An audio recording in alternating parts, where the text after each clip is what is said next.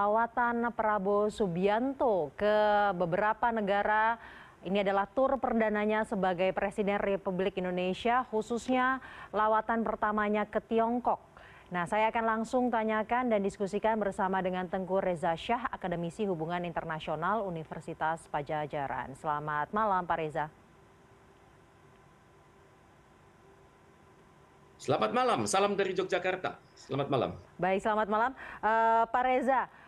Kunjungan siap. Baik, Pak Reza, yang mau saya tanyakan adalah salah satu yang terus-menerus ditekankan oleh Prabowo Subianto mengenai foreign policy-nya adalah akan tetap membawa Indonesia sebagai negara yang bebas aktif. Namun ini kan kunjungannya ke Tiongkok pertama kali, tadi sebelumnya kita juga sudah dengarkan ada beberapa analisa mengenai kunjungannya ke Tiongkok, lebih real nanti hasilnya dan lain sebagainya, kemudian nanti baru ke Amerika Serikat. Pertanyaannya adalah bagaimana kemudian melihat kunjungan-kunjungan ini dan strateginya seperti apa Prabowo ini agar bisa menjaga bahwa Indonesia benar-benar netral, menjadi negara yang bebas aktif di tengah ketegangan yang terjadi antara Tiongkok dan Amerika Serikat agar kita tidak mendapatkan kerugiannya, mendapatkan keuntungannya dari kedua negara, terutama dalam konsep ekonomi dan juga militernya, Pak. Terima kasih. Memang menarik ya, Tiongkok adalah negara yang dikunjungi pertama kali oleh Bapak Prabowo Subianto setelah beliau terpilih sebagai presiden, dan selanjutnya juga negara pertama yang dikunjungi setelah beliau dilantik sebagai presiden. Ini menunjukkan bahwa pengakuan bahwa dalam konteks rivalitas global antara Amerika Serikat dan sekutunya beserta China, maka peranan Tiongkok itu sangat penting. Sangat penting dalam artian geopolitik, geoekonomik, geostrategi, dan geososial budaya. Dan diperkirakan peranan Tiongkok itu akan semakin besar dalam penyelesaian krisis-krisis internasional, di mana Indonesia diharapkan menjadi kekuatan moral di situ. Dan ini juga menarik, pertama kunjungannya adalah ke China. Dalam artian memang hubungan kita dengan China itu, kalau kita lihat dasar hukum, Comprehensive Strategic Partnership, itu adalah lebih lama daripada Amerika Serikat yang memiliki juga Comprehensive Strategic Partnership dengan Indonesia. Kalau China sudah lebih dari 10 tahun, sedangkan Amerika Serikat baru 2 tahun. Kemudian juga dengan China, kita memiliki potensi persinggungan yang luar biasa di level ASEAN, di level Indo-Pasifik, dan juga di level global. Karena banyak sekali isu-isu internasional yang kemungkinan besar membutuhkan jasa baik dari Tiongkok. Sedangkan dari Amerika Serikat tampaknya Amerika Serikat sudah cukup puas, dia berperan besar dalam dua organisasi ekonomi internasional, yakni APEC yang 62% GDP dunia dan juga G20 80% GDP dunia. Memang agak sulit menciptakan suatu posisi di mana Indonesia benar-benar di tengah. Tapi dengan rencana Indonesia menjadi anggota BRICS, maka diperkirakan Indonesia akan benar-benar berada di tengah. Karena BRICS ini selama ini dikritik oleh Amerika Serikat dan sekutu-sekutunya sebagai berpotensi menandingi kepemimpinan global Amerika Serikat. Dan dengan hanya komposisi GDP yang 35% ini, tentunya Pak Prabowo bisa meyakinkan kalangan Amerika Serikat nantinya bahwa BRICS adalah posisi Indonesia yang benar-benar di tengah, sehingga Indonesia dapat menjaga jarak dengan Amerika Serikat, dengan Uni Eropa, dengan Jepang, dengan Tiongkok, dan juga dengan Rusia. Pada saat yang sama memang harus diakui, kalau berbicara dengan Amerika Serikat, maka heavy-nya adalah perlunya Amerika Serikat melakukan investasi yang lebih dalam di Indonesia. Karena saat ini investasi Amerika Serikat adalah hanya setengah dari investasi internasional dari China di Indonesia. Maka tentunya kunjungan perdana ke China ini akan memberikan amunisi yang luar biasa bagi Presiden Prabowo Subianto untuk meyakinkan bahwa sudah tiba saatnya Amerika Serikat meningkatkan kuantitas dan kualitas investasinya di Republik Indonesia. Dan selama ini Amerika Serikat mengatakan kritik dia terhadap China adalah China kurang memenuhi persyaratan internasional, tepatnya dalam bidang tata kelola dan juga tata kelola dunia usaha. Kemudian juga seringkali Amerika Serikat mengkritisi China sebagai bermasalah secara transparansi dan effectiveness. Mungkin berdasarkan pertemuan Pak Prabowo dengan pimpinan China saat ini, maka saya yakin Presiden Indonesia memiliki amunisi yang lebih besar untuk meyakinkan Amerika Serikat untuk berinvestasi di Indonesia. Memang Baik. memelihara jarak itu sangat sulit, apalagi kalau Amerika Serikat dan China tersebut saling melihat dengan kacamata rivalitas. Baik. Dan saya sangat berharap kunjungan ini kali berhasil di mana Indonesia berada benar-benar di tengah. Investasi menjadi salah satu indikator ya kunjungan-kunjungan yang dilakukan atau lawatan yang dilakukan oleh Prabowo Subianto. Kita akan fokus Pak dengan Tiongkok. Salah satunya memang investasi real yang diinginkan oleh Prabowo Subianto adalah rencana pembangunan tanggul laut senilai 60 miliar dolar di sepanjang pesisir utara Pulau Jawa. Menginginkan investasi dari China. Bagaimana melihat hal ini dan juga apa yang membuat Prabowo dinilai cukup pede gitu Pak, bahwa proyek tanggul laut ini akan menguntungkan Indonesia, mengingat kekhawatiran kita bisa juga jadi ketergantungan ekonomi terhadap Tiongkok melihat kondisi geopolitik saat ini. Betul. Bagus Indonesia sudah memiliki fokus yakni tanggul laut ya. Karena tanggul laut ini gunanya adalah untuk mempertahankan stabilitas wilayah pesisir Indonesia dan juga untuk mengantisipasi global warming di masa depan di mana intrusi air laut itu akan semakin dahsyat. Namun yang saya sangat berharap adalah pada saat Indonesia menggelontorkan ide tanggul laut, tentunya kita juga belajar dari kesalahan di masa lalu. Hendaknya ide-ide besar yang berjangka panjang, kemudian ide-ide besar yang melibatkan keuangan negara yang sangat besar dan juga foreign direct investment yang sangat besar, itu hendaknya benar-benar dibuat berdasarkan studi kelayakan. Dan studi kelayakan itu hendaknya sudah memerhatikan faktor-faktor tertentu. Misalnya pengambilan keputusan dari top down. Pada saat yang sama dilakukan konsultasi dengan masyarakat sekitar dengan mekanisme bottom up. Kemudian pada saat yang sama pembangunan tersebut diharapkan berjalan secara sistematis, berjenjang dan terencana. Kalau dalam hukum internasional namanya Kaizen method dari Jepang, dan selanjutnya adalah rencana Indonesia tersebut sudah memiliki best practices. Dalam artian negara mana saja yang dapat diperkirakan dapat mendukung Indonesia untuk itu. Tentunya kita harus berpikir bahwa Tiongkok bukanlah satu-satunya negara yang memiliki teknologi tanggul laut yang luar biasa. Ada pesaing-pesaing Tiongkok lainnya seperti Australia, Selandia Baru, dan juga Belanda. Belanda sangat unggul dalam urusan tanggul laut ini. Dan tentunya hal ini kita tidak memberikan cek kosong pada China bahwa dia adalah negara satu-satunya sebagai referensi Indonesia.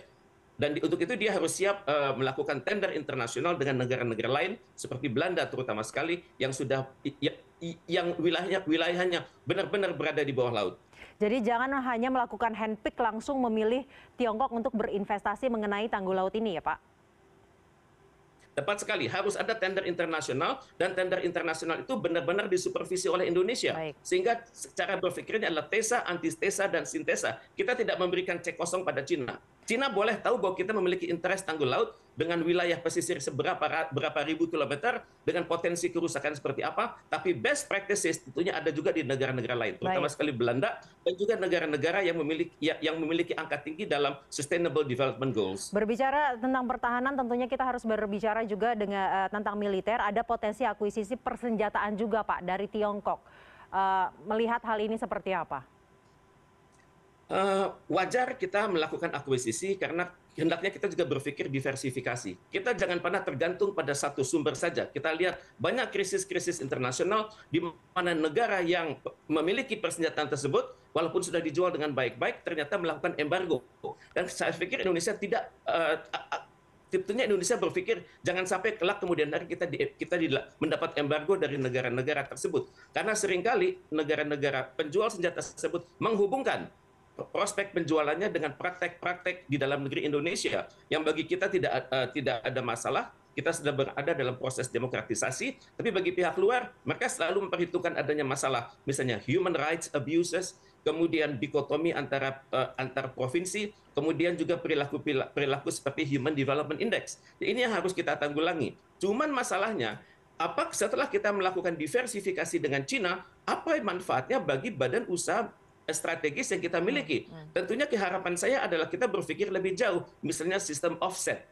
Jadi di mana ada produk senjata yang kita beli, tapi ada komponen tersebut yang dibuat di Indonesia. Dan saya sangat berharap bahwa bahwa pembelian produk-produk militer dari Cina itu pada saat yang sama juga meningkatkan kualitas kerjasama dan kualitas research dan development dari industri strategis Indonesia, misalnya PT LEN, PT Pindad, dan PT Inti, dan juga tentunya banyak industri-industri lainnya yang bersifat sipil tapi dapat mengambil manfaat maksimal dari kerjasama pertahanan Indonesia dengan negara lain. Itu artinya tidak hanya mengakuisisi persenjataan secara utuh, namun bagaimana untuk meningkatkan TKDN persenjataan di Indonesia? Tepat sekali, karena kita tentunya harus berpikir bahwa pembelian tersebut harus memberikan kesempatan pada Indonesia agar human resources Indonesia naik, juga terjadi sinergi antara industri pertahanan Indonesia dengan lembaga-lembaga riset sipil dan juga universitas-universitas Indonesia. Dan untuk itu alat ukurnya harus sangat jelas, terprogram, terencana, dan menyeluruh. Bagaimana menjamin TKDN persenjataan di Indonesia dapat meningkat, Pak, melihat bahwa kerjasama dengan Tiongkok memang begitu masif?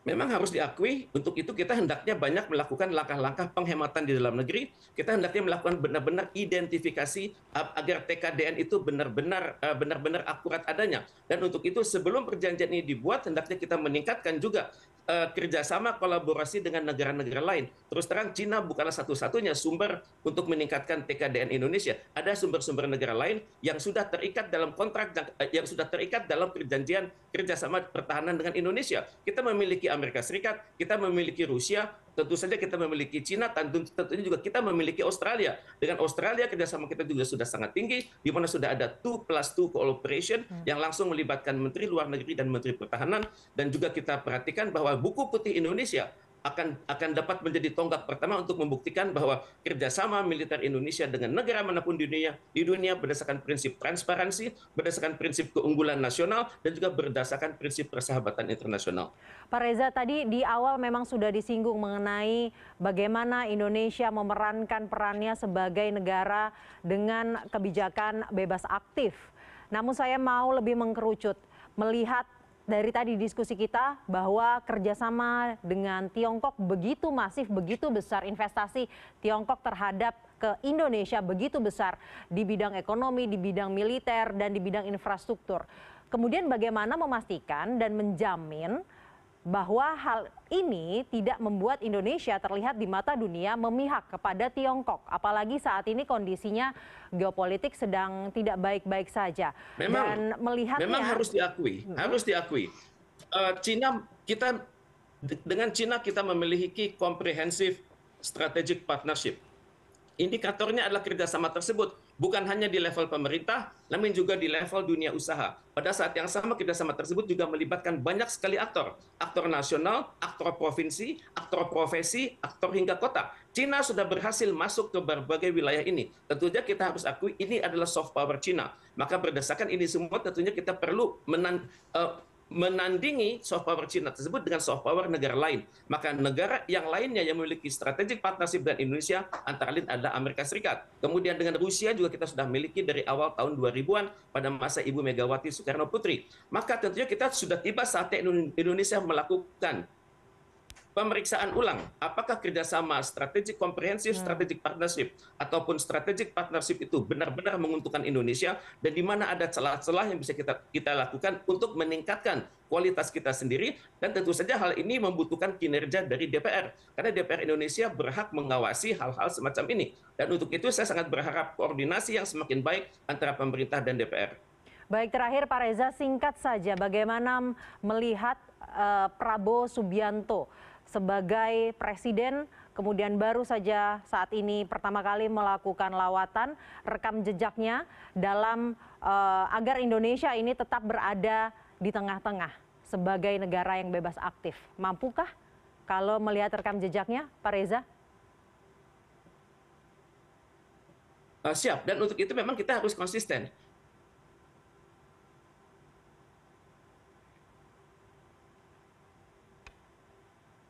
Baik, Pak Reza.